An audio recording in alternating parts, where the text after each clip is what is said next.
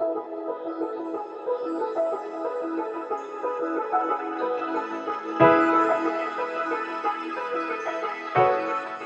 Johnson, thank you. How are we doing? For joining us. I have some questions for you, just as you think about the business and the opportunities out there in the world. Certainly, at Beats, you turned what was a commodity into a world-class, groundbreaking experience.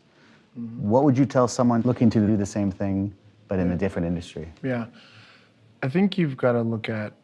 There's obviously the information that the category holds, like how people are using it, trends.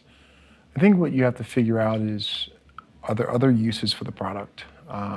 Things that may not be as empirically available. So like emotional needs. I always try to find ways to have our product do things a consumer couldn't do. How does it say something about you that you want to say about yourself? How does a product communicate your values? I'm smart, I'm cool, I'm connected, I'm woke. I care about whatever it may be.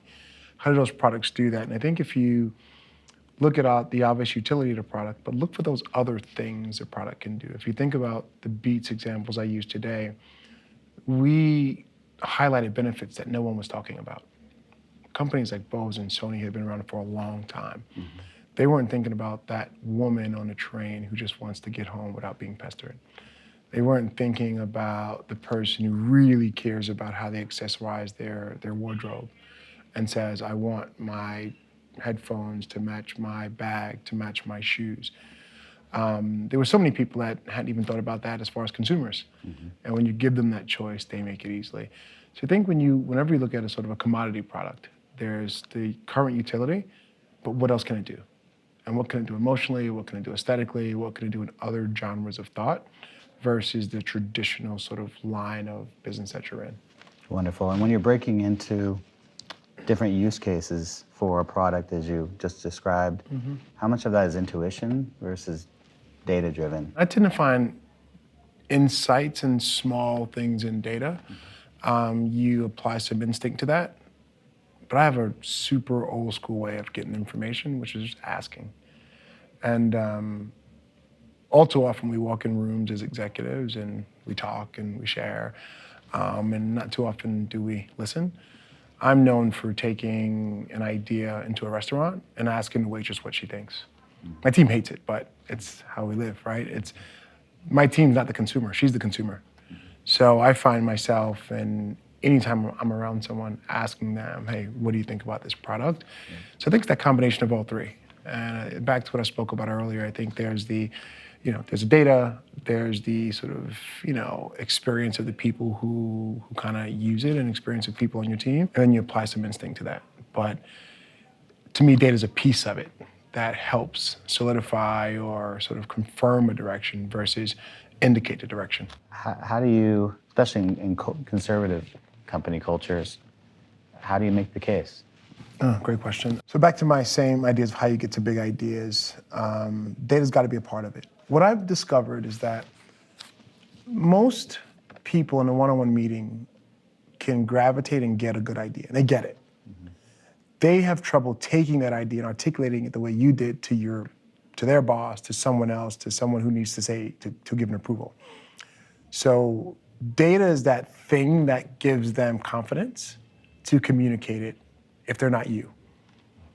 So when I get up in front of a room and I pitch something, I'm only as effective as the people in that room getting up and doing the same thing to a retailer, to a partner, to an agency, to a vendor. On data, what data do you care about? What data do you look at on a, if you get a text on your phone anytime this data hit a marker that matters to you, what comes to your mind when I ask that? So I watch a lot of people look at data for trends, and they get comfortable in the trends. I'm always looking for the abnormalities, because something's happening there. And so variance against trends, right? Yeah. Trends have this strange way, like Waze, which is comforting you and making you feel secure. I try and find those aberrations and find out what drives those aberrations. We also have this rule I try and enforce with my team is always ask why. Not only do I always ask why, I ask my team to ask me why like a 3-year-old. Understand the why. Not the what, not the how, not the when. the why. Okay, I'm gonna ask a bonus question. My last question. So I am that 45-year-old white male, sitting here as a CMO myself, and fully acknowledge we're out of balance on every dimension, gender, diversity, culture. I talk to a lot of friends that are have a similar profile. Yeah. We talk about the risk of locking up. Yeah. Of like, well, what should we do? Yeah. What advice do you have? Your power to evolve is going to be in your vulnerability. You are used to being an executive who sits in a room and your team comes to you for answers and you give them. And that traditionally was the role. To me, the role now is how do you catalyze the answers from below you? And how do you catalyze a really rich variety of answers? So you as an executive can take all of your knowledge from over the years and pick the right one. So it's less about you always making the right call. And I think the more you develop a yearning for variety of answers, the variety of your team will change. Does that make sense? So you don't have to change how you work and who you are, but it's a little bit in how you think, right? It's easy on the stage to say diversity, diversity, diversity. It's hard when you're in a room and you're struggling to invite that diversity into the room to help you. And I think if you can flip that switch, everything changes, right? I think Jimmy Iovine was an amazing executive, CEO, CMO, whatever it may be, because he just wanted the best answers around him in the room. Didn't matter if it was a woman, if they were gay, whatever it was. He wanted the best answers around him. He applied his lens to it, and 9 times out of 10, they got it right.